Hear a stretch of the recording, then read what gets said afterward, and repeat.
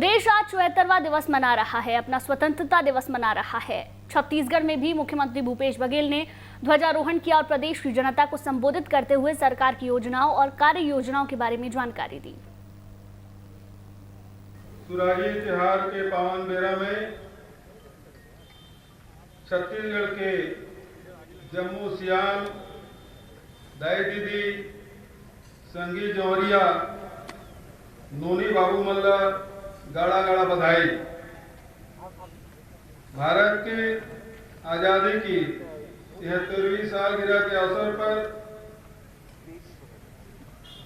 अमर शहीदों जैन सिंह, वीर नारायण सिंह, मंगल पांडे, भगत सिंह, चंद्रशेखर आजाद, राम प्रसाद बिस्मिल, अशफाक उल्ला खान, रानी दुर्गावती, रानी लक्ष्मीबाई, वीरांगना अवंतीबाई लोधी और उन लाखों बलिदानियों को नमन करता हूं जिन्होंने आजादी की अलग जलाई थी।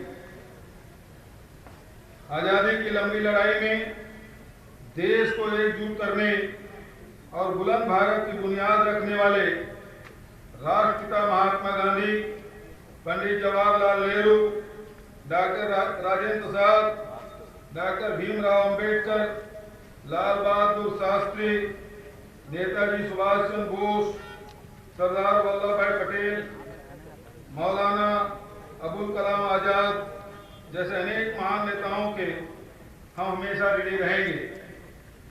राष्ट्रीय आंदोलन की चेतना से छत्तीसगढ़ को जोड़ने और आदर्श विकास की नींव रखने वाले वीर Gundadhur Pandit Ravishankar Shukla, Thakur Pyarelal Singh, doctor Khubchand Baghel, Pandit Sundarlal Sharma, barrister Chhedilal, यतीनलाल, mini माता डॉक्टर राधाबाई, पंडित वामन राव लाखे, महंत लक्ष्मी नारायण दास, अनंत राम बख्शिया, मौलाना अब्दुल रऊफ खान, हनुमान सिंह, रोणीबाई परगनिया, केकतीबाई बघेल, श्रीमती बेलाबाई जैसे अनेक क्रांतिवीरों और मनीषियों के योगदान के कारण हम सब शान से सिर उठाकर जी रहे हैं।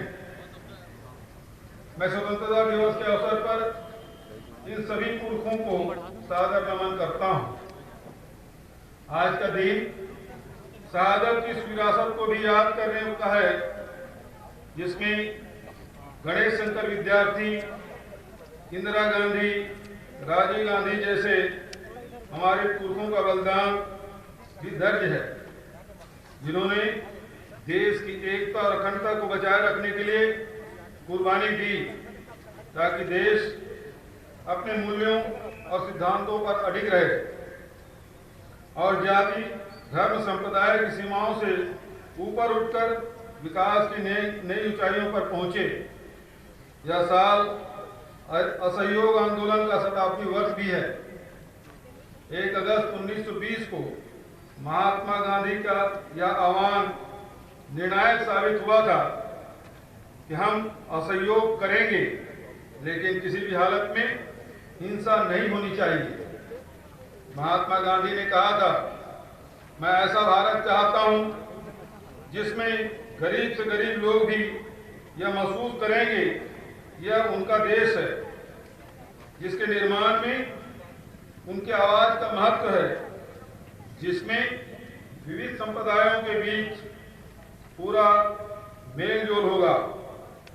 मैं ऐसा भारत चाहता हूं जिसका शेष सारी दुनिया में शांति का संबंध हो। मेरे लिए हिंद स्वराज का अर्थ है सब लोगों का राज्य, न्याय का राज्य। हमारा स्वराज निर्भर करेगा हमारी आंतरिक शक्ति पर, बड़ी से बड़ी कठिनाइयों से जूझने की ताकत पर। याद कीजिए, आजाद भारत के पहले उद्घोष को भारत के पहले प्रधानमंत्री पंडित जवाहरलाल नेहरू ने कहा था, हमने नियति को मिलने का वचन दिया था और अब समय आ गया है हम अपने वचन को निभाएं। अपने इस ऐतिहासिक भाषण में पंडित नेहरू ने कहा था, जब तक लोगों के आंखों में आंसू है और वो पीड़ित हैं तब तक हमारा काम खत्म नहीं होगा। भाई और बहनों, अपने देश के संघर्षों और इतिहास को भुलाकर मूल्यविहीन और अवसरवादी समझौता करना भारत की तासीर नहीं है। देश को विभेदकारी सार्थक नीतियों और योजनाओं की चमक से बहलाया तो जा सकता है, लेकिन इससे दीर्घजीवी समाधान संभव नहीं होते। देश अब एक बार फिर उस दोराहे पर खड़ा है जहां एक ओर विभेद है, युद्ध उन्माद की चमक है, तो दूसरी ओर त्याग, बलिदान, मूल्य, समन्वय और अहिंसा की सनातन परंपरा और गांधीवादी विचारधारा है। निश्चित रूप से हमने गांधीवादी रास्ता चुना है। आज हम आजादी के बाद सबसे बड़े वैश्विक संकट के बीच खड़े हैं। कोरोना और कोविड-19 के हमले ने पूरी दुनिया में इंसानियत को ही कसौटी पर रख दिया है और उन चेहरों को बेनकाब कर दिया है जो विकास के अपने तौर तरीकों को मानवीय बताते थे। ऐसे समय में हमें अपने संविधान से मिली शक्ति और समाजवादी, पंथ निरपेक्ष, लोकतंत्रात्मक गणराज्य के रूप में मिली पहचान ने ही संरक्षण और रास्ता दिया। इसी शक्ति के संरक्षण में हम राज्य सरकार के रूप में अपनी प्राथमिकता तय कर सकें। यह समय समाज के सबसे कमजोर तबकों के आंसू पोंछने का, उसे सशक्त बनाने का ही होना चाहिए। मानवता की सेवा की गांधीवादी सोच और नेहरूवादी संस्थाओं व अधोसंरचनाओं ने ही हमें कोरोना से मुकाबला करने के योग्य बनाया। हम में से कोई भी वह मंजर शायद ही कभी भूल पाए कि किस तरह विभिन्न राज्यों से अपना रोजगार, जमा पूंजी, घर गृहस्थी खोकर प्रदेश के लाखों लोग चारों दिशाओं से पैदल आ रहे थे। हजारों लोग अलग अलग राज्यों में फंसे हुए थे। लॉकडाउन के कारण उन्हें रहवास, भोजन, बच्चों के लिए दूध, दवा जैसी बहुत जरूरी सुविधाएं भी दुभर हो रही थी। ऐसे समय में राज्य सरकार के कंधे से कंधा मिलाकर प्रदेश की जनता तथा संस्थाओं ने अभूतपूर्व कार्य किए हैं। 5.5 लाख से अधिक प्रवासी श्रमिकों की घर वापसी हुई है। उन्हें सुरक्षित और स्वस्थ घर पहुंचाने के लिए हर गांव में अर्थात लगभग 22,000 क्वारंटाइन सेंटर स्थापित किए गए। इन श्रमवीरों को न सिर्फ मनरेगा के तहत रोजगार दिलाया गया, बल्कि क्वारंटाइन सेंटर में ही इनके स्किल मैपिंग की व्यवस्था की गई ताकि इन्हें प्रदेश में सम्मानजनक रोजगार दिलाया जा सके। इस दौर में प्रदेश की स्वास्थ्य सेवाओं को भी चाक चौबंद बनाया गया, जिसके कारण संक्रमित लोगों की रिकवरी दर अन्य प्रदेशों से बेहतर रही तथा मृत्यु दर भी काफी कम रही। 21 राज्यों तथा 3 केंद्र शासित प्रदेशों में फंसे हमारे लगभग 3 लाख मजदूर साथियों को खाद्यान्न व अन्य राहत पहुंचाई गई। वहीं लॉकडाउन की अवधि में लगभग 74,000 मजदूरों को वेतन के बकाया राशि 171 करोड़ रुपये का भी भुगतान कराया गया। 107 श्रमिक स्पेशल ट्रेनों के माध्यम से न सिर्फ हमारे प्रदेश के मजदूर वापस लाए गए, बल्कि अन्य प्रदेशों के मजदूर को उनके राज्य में भेजने की व्यवस्था की गई। कोरोना महामारी के दौरान हमारी सार्वभौम पीडीएस योजना भी कसौटी पर खरी उतरी। 57 लाख अंत्योदय प्राथमिकता निराश्रित निःशक्तजन राशन कार्डधारियों को निःशुल्क चावल वितरण किया गया है। आंगनबाड़ी तथा मध्याह्न भोजन योजना के हितग्राहियों को मिलने वाली पोषण सामग्री में कोई बाधा न आए, इसके लिए घर पहुंच सेवा दी जा रही है। इस तरह मुख्यमंत्री सुपोषण अभियान भली भांति जारी रहा, जिससे कुपोषण में 13% की कमी आई। भाइयों और बहनों, हम गांधी, नेहरू, पटेल, बोस, भगत सिंह आजाद, लाल बाल पाल जैसे त्यागियों को अपना आदर्श मानने वाले लोग हैं, जिन्होंने आपदा को सिर्फ सेवा का अवसर माना था। विश्व इतिहास की सबसे दुखदाई और भयंकर त्रासदी के इस समय में हमारी सरकार ने सेवा के सिद्धांत को अपनाया, क्योंकि यही हमारी विरासत है। सेवा ही हमारा सनातन धर्म है। इसी रास्ते पर चलते हुए हमें आर्थिक मंदी और कोरोना संकट काल में अर्थव्यवस्था को बचाए रखने में सफलता मिली है। छत्तीसगढ़ में हमने अपनी संस्कृति, अपने खेतों, गांव, जंगलों, वनोपजों, प्राकृतिक संसाधनों, लोक कलाओं, परंपराओं और इन सब के बीच समन्वय से अपना रास्ता बना लिया। हमें गर्व है कि अर्थव्यवस्था का हमारा छत्तीसगढ़ मॉडल संकट मोचक साबित हुआ। कोरोना संकट पूरी दुनिया के लिए एक सबक बनकर भी आया है। महाशक्तियों का दम भरने वाले देश किस तरह एक वायरस के आगे बौने साबित हुए हैं और अपनी भावी नीतियों को लेकर चिंतन करने पर विवश हुए हैं। तथाकथित विकास की जड़ें कितनी सदी थी जो ऐसा एक झटका भी नहीं सह पाई। दुनिया यह जानना चाहती है कि छत्तीसगढ़ में विगत 1.5 वर्ष में ऐसी कौन सी शक्ति आ गई जिसने गिरती अर्थव्यवस्था को थाम लिया। मैं बताना चाहता हूं कि हमने किसानों, ग्रामीण आदिवासियों, वन आश्रितों और आम जनता को मजबूती दी। 2500 रुपये क्विंटल में धान खरीदी, कर्ज माफी, सिंचाई कर माफी, 4000 मानव गोरख तेंदुपत्ता संग्रहण, 31 वनोपजों के समर्थन मूल्य पर खरीदी, खादी और ग्राम उद्योग को बढ़ावा, घरेलू बिजली बिल हाफ, सामान्य और औद्योगिक भूमि की गाइडलाइन में 30% की कमी, आवासीय फ्लैट की पंजीयन दर में कमी, औद्योगिक भूमि के हस्तांतरण तथा लीज रेंट में कमी, राजस्व तथा श्रम संबंधी सुधार सहित बहुत सारे फैसले ऐसे हैं जिसमें गांव से लेकर शहरों तक एक नया विश्वास जागा। किसानों, आदिवासियों और वन निवासियों की जेब में हमने 70,000 करोड़ रुपए की राशि डाली। निम्न तथा मध्यम आय वर्ग के लोगों को हजारों करोड़ रुपए की रियायत और राहत दी गई। इससे छत्तीसगढ़ के आम जनता की क्रय शक्ति जागी, जिसने उद्योग और व्यापार जगत को सहारा दिया। हमने बड़े और महंगे निर्माण के अर्थव्यवस्था के संचालन का मिथक तोड़ दिया है। स्वतंत्रता दिवस के मौके पर मुख्यमंत्री शिवराज सिंह ने भोपाल में ध्वजारोहण किया और परेड की सलामी ली। इस दौरान उन्होंने प्रदेश की जनता को संबोधित करते हुए सरकार की योजनाओं और आने वाले दिनों में सरकार के कार्य योजनाओं की जानकारी दी। साथ ही सरकार हर मुश्किल घड़ी में जनता के साथ है, ये बात कही। मेरे मंत्रिमंडल के सभी सहयोगीगण,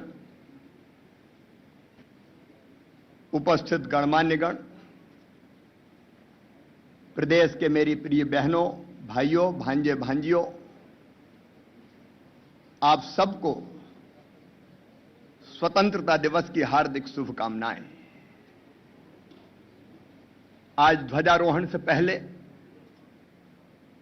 मैं शौर्य स्मारक गया था। शौर्य स्मारक हमारे उन वीर सैनिकों की स्मृति में बनाया है जिन्होंने देश की सीमाओं की रक्षा करते हुए अपना सर्वोच्च बलिदान दिया है। मैं उनके चरणों में प्रणाम करता हूं और मुझे बड़ी प्रसन्नता है आज शौर्य स्मारक में दिव्य और भव्य भारत माता की प्रतिमा का अनावरण हुआ है। मेरी यहां उपस्थित मेरे टीम के सदस्यों से, बाकी मित्रों से यह आग्रह है कि इस कार्यक्रम के बाद शौर्य स्मारक जाएं और भारत माता के दर्शन करें। अटल जी ने कहा था, यह देश हमारे लिए जमीन का टुकड़ा नहीं है, जीता जागता राष्ट्र पुरुष है। हिमालय इसका मस्तिष्क है। गौरी शंकर इसकी शिखा है, पंजाब और बंगाल इसके दो विशाल बाहु है, दिल्ली दिल है, विंध्याचल कटी है, नर्मदा करदनी है, पूर्वी घाट और पश्चिमी घाट इसकी दो विशाल जंगाएं हैं, कन्याकुमारी इसके पंजे हैं, पावस के कुंतल मेघ, काले काले मेघ इसकी कुंतल केस राशि है, सागर इसके चरण पखाड़ता है, सूर्य और चंद्रमा इसकी आरती उतारते हैं। ये वीरों की भूमि है, सूरों की भूमि है, ये ऋषियों की भूमि है, महर्षियों की भूमि है, ये अर्पण की भूमि है, ये तर्पण की भूमि है। यहां का कंकर कंकर हमारे लिए शंकर है, यहां का बिंदु बिंदु हमारे लिए गंगा जल है, यहां का बच्चा बच्चा हमें प्यारा है, यहां का जन जन हमें दुलारा है। हम जिएंगे तो इसके लिए, और अगर कभी मरना पड़ा तो मरेंगे भी इसके लिए। और मरने के बाद अगर हमारी अस्थियां गंगा जी नर्मदा जी में विसर्जित कर दी गई तो वहां से भी एक ही आवाज आएगी, भारत माता की जय, भारत माता की जय। मां भारती के चरणों में प्रणाम करके आज मैंने यही प्रार्थना की कि सुख समृद्धि और रिद्धि सिद्धि मध्य प्रदेश की जनता की जिंदगी में आए, हम समृद्ध विकसित और आत्मनिर्भर मध्य प्रदेश का निर्माण कर पाए। मैं आज उन शहीदों के चरणों में नमन करता हूं, वो क्रांतिवीर, स्वतंत्रता संग्राम सेनानी जिनने भारत माता के पैरों से परतंत्रता की बेड़ियां काटने के लिए अपना सर्वस्व न्योछावर कर दिया। हंसते हंसते फांसी के फंदों पर चढ़े थे वे, सरफरोशी की तमन्ना अब हमारे दिल में है, देखना है जोर कितना वाजवे कातिल में है, वक्त आने दे बता देंगे तुझे आसमां, हम अभी से क्या बताएं क्या हमारे दिल में है। सब कुछ तो उनने निछावर कर दिया था। अंडमान और निकोबार के जेलों में पूरी जिंदगी और जवानी कोलू और चक्की पीसते हो गुजार दी थी, और कई ऐसे थे जिनने अपने गर्म गाढ़े और लाल रक्त से मां भारती को पवित्र किया था। उनके त्याग तपस्या बलिदान के फलस्वरूप यह आजादी हमें प्राप्त हुई थी। आज उन सबके चरणों में प्रणाम। मैं अमर शहीदों का चारण उनके यश गाया करता हूं, जो कर्ज राष्ट्र ने खाया है मैं उसे चुकाया करता हूं। मित्र, उन क्रांतिवीरों की, उन स्वतंत्रता संग्राम सेनानियों का एक ही इच्छा थी, संकल्प था, एक वैभवशाली भारत का निर्माण, गौरवशाली भारत, एक संपन्न भारत, एक समृद्ध भारत, एक शक्तिशाली भारत। और आज मुझे कहते हुए प्रसन्नता है कि हमारे प्रधानमंत्री श्रीमान नरेंद्र मोदी जी के नेतृत्व में वैसे भारत का निर्माण हो रहा है। एक स्वर्णिम अध्याय आज भारत का लिखा जा रहा है। एक नहीं अनेकों कदम। अभी हमारा भारत 1962 का भारत नहीं रहा है। अगर भारत मां की तरफ कोई आंख उठा के देखता है तो हमारे जवान उनकी गर्दन तोड़ते हैं। शहीद दीपक सिंह रीवा के फरेंदा के, उन्होंने देश की सीमाओं की रक्षा करते हुए अपना सर्वोच्च बलिदान दिया है। मध्य प्रदेश ने तय किया है कि वो शहीद सैनिक जो अपना सर्वस्व समर्पण कर देते हैं, उनके परिवार को 1 करोड़ रुपए की सम्मान निधि, परिवार के एक सदस्य को शासकीय नौकरी, एक प्लाट या मकान की व्यवस्था, उनकी प्रतिमा, ताकि उनका बलिदान चिरस्थायी रह सके, उनके सम्मान में हम करते हैं। आज देश के चमत्कारी नेतृत्व मिला है श्रीमान नरेंद्र मोदी जी। एक नहीं ऐसे अनेकों काम कश्मीर में धारा 370 हटाने से लेके अयोध्या में भगवान श्री राम की जन्मभूमि पर मंदिर का निर्माण, जिनके बारे में लोग कहा करते थे कि असंभव हो नहीं सकता, जो असंभव था उसको संभव किया है नरेंद्र मोदी जी ने। अयोध्या में भगवान श्री राम की जन्मभूमि पर भव्य मंदिर का निर्माण तो होगा ही, लेकिन देश में, प्रदेश में हमें राम राज्य की स्थापना भी करनी है। महात्मा गांधी का सपना था, बापू का राम राज्य। भगवान राम समदर्शी थे, कोई भेदभाव उनकी दृष्टि में नहीं था। तुलसीदास जी ने कहा था, दैहिक दैविक भौतिक तापा, राम राज काहू नहीं व्यापा। दैविक ताप, भौतिक ताप, दैहिक ताप, सबसे अलग राम राज की कल्पना। राम राज का आदर्श है एकम सद विप्रा बहुधा वदंती। सत्य एक है, विद्वान उसको अलग अलग तरीकों से कहते हैं। राम राज का आदर्श है वसुदैव कुटुंबकम। आज प्रधानमंत्री जी ने भी कहा है, मेक इन वर्ल्ड। भारत केवल अपनी नहीं सोचता, भारत दुनिया की सोचता है। राम राज का आदर्श है आत्मवत सर्वभूतेषु। सब अपने जैसे हैं, कोई भेदभाव नहीं। राम राज्य का आदर्श है सत्यमेव जयते, सत्य की विजय हो। राम राज्य का आदर्श है धर्म की जय हो, अधर्म का नाश हो। राम राज्य का आदर्श है मनुष्यों में तो सद्भावना हो ही, प्राणियों में भी सद्भावना हो। राम राज्य का आदर्श है विश्व का कल्याण हो। राम राज्य का आदर्श है सर्वे भवन्तु सुखिनः। राम राज्य का आदर्श है सर्वे सन्तु निरामया, सर्वे भद्राणि पश्यन्तु मां कश्चित् दुर्भाग् भवेत्। ऐसा राम राज्य जहां सब सुखी हो, सब निरोग हो, सबका मंगल हो, सबका कल्याण हो, उसी को हमने आत्मनिर्भर भारत और आत्मनिर्भर मध्य प्रदेश कहा है। और अब हमारा संकल्प है आत्म भारत मध्य प्रदेश का निर्माण।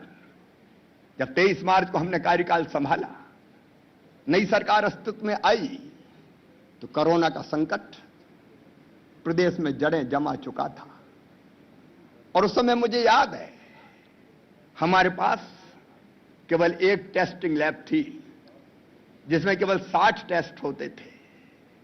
पीपीई किट्स नहीं थे, ग्लव्स नहीं थे, ऑक्सीजन सिलेंडर नहीं थे, अस्पताल में बेड की पर्याप्त व्यवस्था नहीं थी।